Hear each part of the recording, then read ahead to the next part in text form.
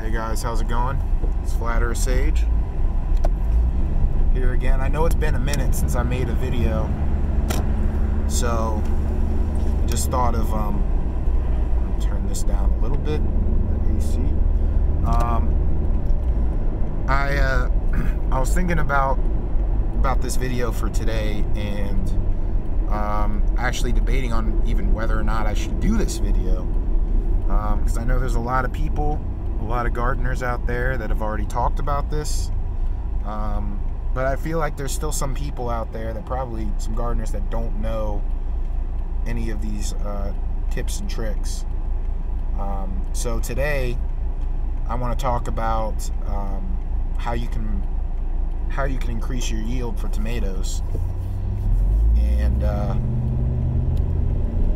so tomato yields, obviously you want a lot of tomatoes on your plant, and who doesn't want a lot of tomatoes on their tomato plant? A lot of people, especially myself when I first started out, had no idea about this. Like, usually when people plant tomato plants, they use the tomato cages and they just let it just grow and do its thing. And that's fine and everything. That's cool if you want a few tomatoes on your plant. And I know there are some variations of tomato plants that produce higher yields than others, and I understand all that. But most of the plants, tomato plants you're gonna get at like Lowe's or nursery or something like that, there's only going to be a few variations of it. And from what I've noticed, unless you do this trick, they really won't produce that much. It's called single stemming your tomato plants. And basically, the idea is that you want to grow up vertically with your tomato plants. You don't want it to produce a bunch of side shoots, because, to be honest, that's instinctively the first thing it's going to try to do. It's going to try to produce all these different side shoots. But you don't want that, because what happens is, well, first off, it can produce all those side shoots to the point where it can start to grow out of control. And so what you do is, okay, let me back up a little bit and explain another reason why you want to single stem your tomatoes. And that's because it helps to protect against what's known as blossom end rot. And whoever's tried to grow tomatoes in the past, for example, my mom, she tried a few seasons ago, she tried growing tomatoes, and she gave up because she noticed that at the bottom of her tomatoes, it had a big old brownish black spot at the bottom, and that's called blossom end rot. And it is a disease, and it's a disease that's completely preventable. And the one way that you prevent it from happening is by getting rid of those lower level leaves. You know, those leaves that touch the soil and stuff. You don't want them to touch the soil. That because the specks of dirt will get onto the leaves, and when the sun comes and dries, and starts to dry out the leaves and stuff after it's been watered,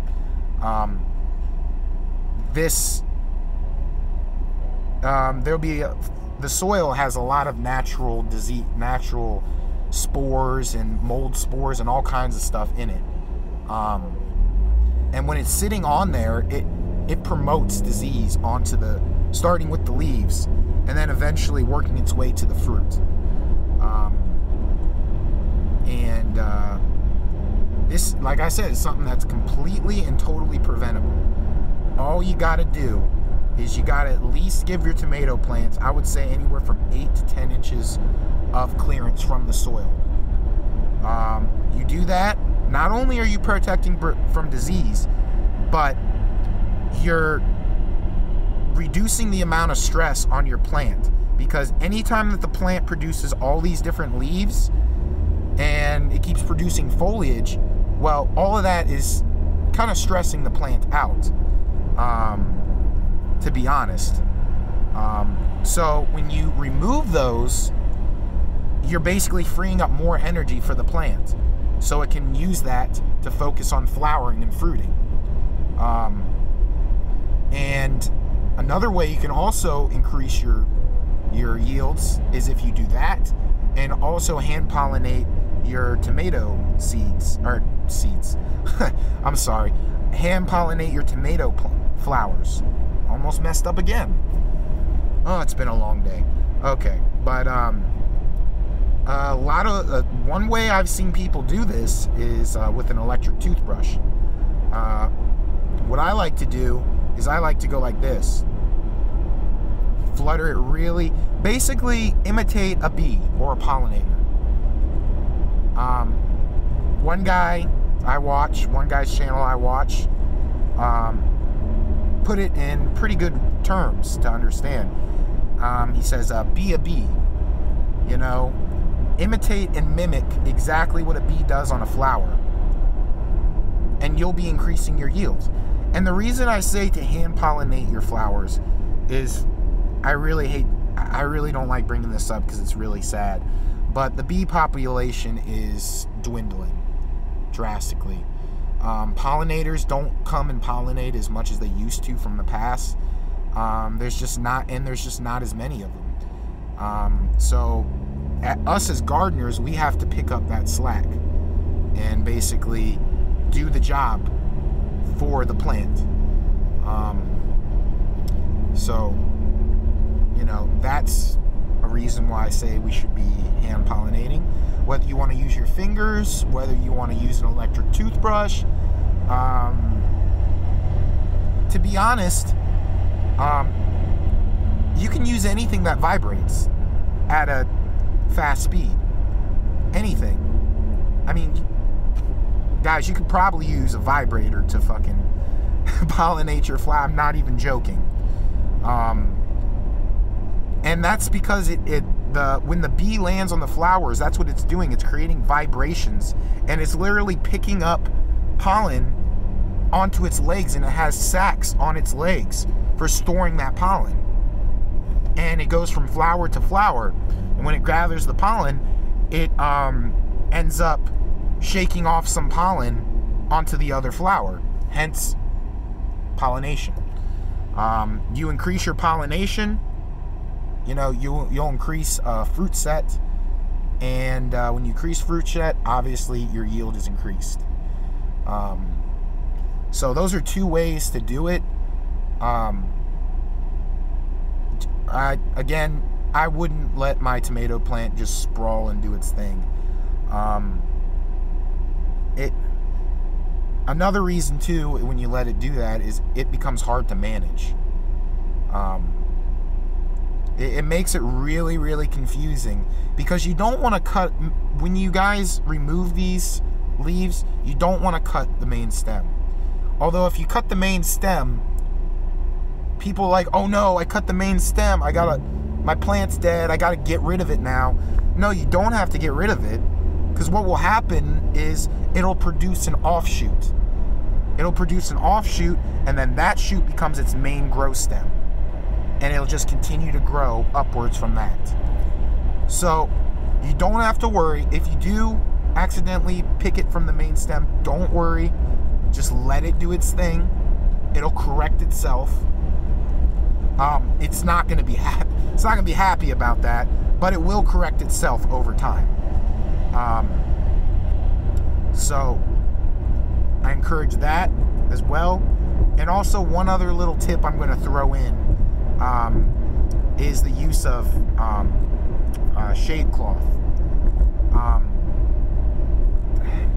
There's one problem with using shade cloth, and where I'm from, I live in Virginia, and where I'm from, the area I'm around, there's really not a lot of nurseries. There's one nursery, well, actually one or two, that's located near me.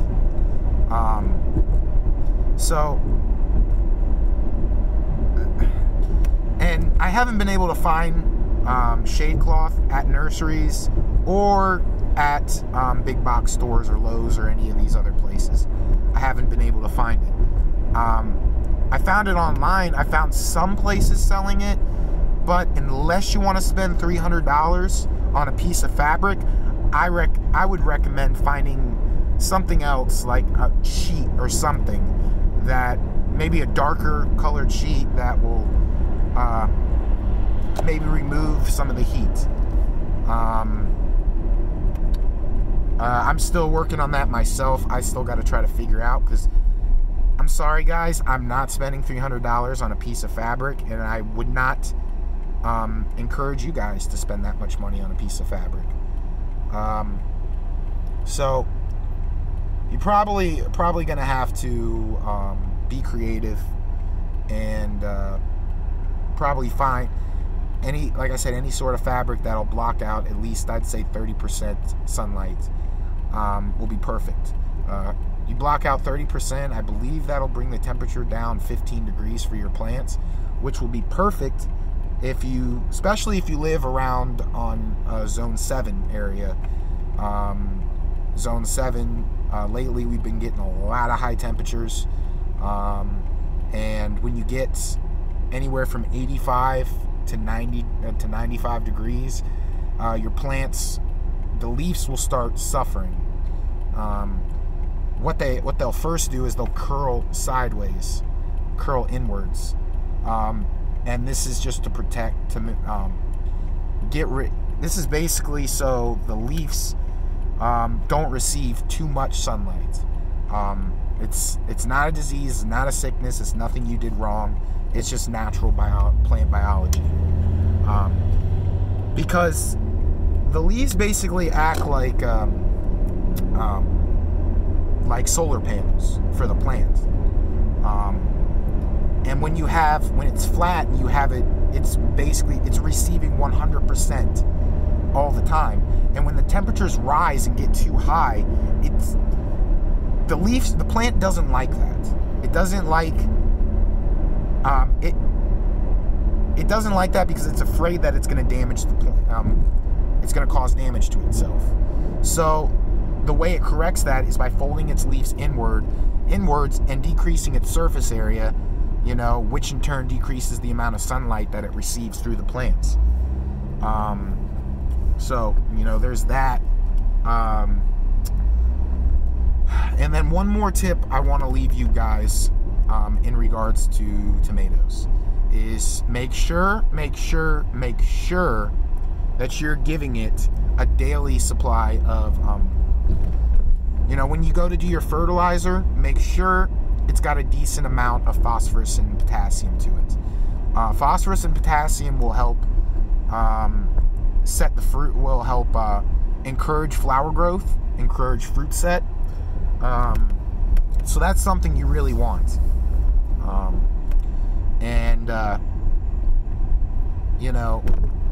Eventually you're gonna have to keep doing it regular. Eventually the roots are gonna uptake all those nutrients, so eventually it's gonna be void of that potassium and that phosphorus. So that's why people fertilize often, especially if you have raised beds.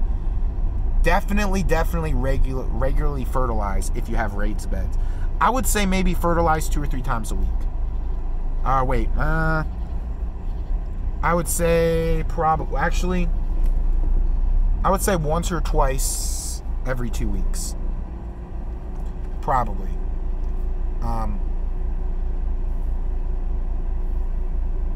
And make sure whatever fertilizer you're using, like I said, make sure it doesn't have too high a nitrogen content as well, because if you have too high a nitrogen content, then that's going to encourage plant leaf growth. So then you're going to have a bunch of green lush leaves, but barely any flowers or fruit. And I don't know about you, but I want lots of flowers and lots of fruit on my plants. So there's a few tips to try. Hopefully they help. But if you do anything at all, if you try any of these few tips I gave you, definitely do the single stem, because it helps in multiple ways for your plant, and your plant will appreciate it. And I know, trust me, I don't like having to defoliate. I don't. And because, you know, I nurture these plants, I take care of them and stuff like that. And when I gotta destroy a little bit of the plant, I'm like, oh man. But trust me, the plants will appreciate it, and you will appreciate it in the long run. And your plant will, you will definitely be able to see the difference after you start doing that. So in conclusion, guys, single stem, make sure that you're adding those nutrients back into the soil daily, especially phosphorus and potassium. If you got lots of green, lush foliage already, you don't need a high nitrogen content. You know, maybe something with a lower nitrogen, maybe like a 4 or something like that. And maybe a potassium level of 6, about a 5, you know. Well, I would try to go for a lower, like I said, fertilizer with more potassium and phosphorus. However, if your leaves aren't looking too great, then I would use a 5-5-5 or maybe a 4-5-5 or something like that, something close to around there. So if you have leaves that look damaged or look ugly or anything like that, then I would use a balanced fertilizer of equal parts nitrogen, equal parts potassium, equal parts phosphorus, and that'll help out, and that'll definitely green the leaves up. However, if you want it to green up quicker, I would use water soluble fertilizer, such as, if you're working on greening leaves, I would recommend fish emulsion. Fish emulsion is a water soluble ingredient, which means your plants will be able to take up that nitrogen immediately after you put it down, as opposed to a slow release granular kind of fertilizer that has to break down with the soil biology and will take some time. So yeah, so if you guys want more fruit, you want more flowers, hand pollinate, single stem your tomato plants, and add a fertilizer with a good amount of nitrogen and phosphorus. Anyways, guys, those are my 3 tips for you guys on how to increase yields for tomatoes. So hopefully you guys can take away some of this stuff from here. I know there's already a lot of gardening channels that talk about this sort of thing, but you know, I just do this video in case someone hasn't been able to get around to those videos or not. Maybe they accidentally stumble across my videos and they're like, huh, I didn't know that, I'm going to try that, you know, and it ends up helping them in the long run. That's the whole point of me even making these videos, is to help you guys. Whether it's flat earth, whether it's gardening, whatever it is, you know, whether it's talking about the Bible, you know, whatever I'm talking about, it's meant to help you guys. So hopefully it does, and hopefully y'all are doing well. I love all you guys. Peace.